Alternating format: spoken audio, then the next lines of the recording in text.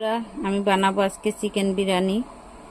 দেখো আমি বেরেস্তা ভেজে নেব। পেঁয়াজটা কুচিয়ে নিয়েছি।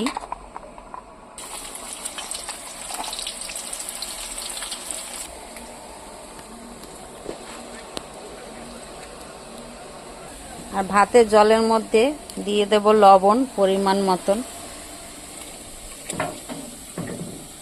আর দিয়ে দেব জলের মধ্যে সাদা তেল। বেরেস্তাটা হয়ে গেছে, আমি নামিয়ে নেব। আমি সেদ্ধ আলুটা একটু ভেজে নেব পেঁয়াজ ভাজার তেলের মধ্যে।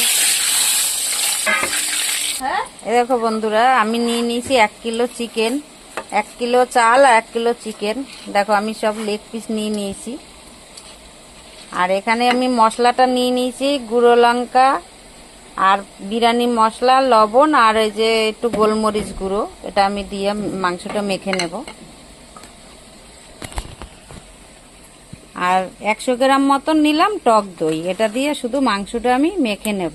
এখানে দিয়ে দিলাম সরষের তেল। আমার মাংসটা মাখা হয়ে গেছে, আমি এটা রেখে দেব আধা ঘন্টার জন্য। আর এটা দিয়ে দেব আমি আদা রসুন আর কাঁচা লঙ্কা বাটা। মাখা চিকেনটা চলে এলাম আধা ঘন্টা পরে। আমি পেঁয়াজ ভাজা তেলের মধ্যে মাংসটা একটু কষিয়ে নেব। দেখো বন্ধুরা, আমার রাইসটা হয়ে গেছে। আমি রাইসটা নামিয়ে দিলাম একটা ঝুড়ির মধ্যে। নিয়েছি হাঁড়িতে একটু ঘি মাখিয়ে নিয়েছি। এবার নিচে দিয়ে দিয়েছি একটু তেজপাতা।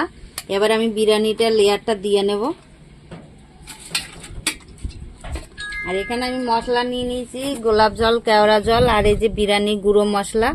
আর এই দুধে আমি কেশরটা ভিজিয়ে রেখেছিলাম। আর এখানে নিয়েছি ঘি গরম করে।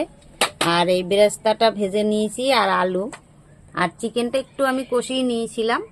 ওই জন্যে আমি এবারে লেয়ারটা দিয়ে দেব।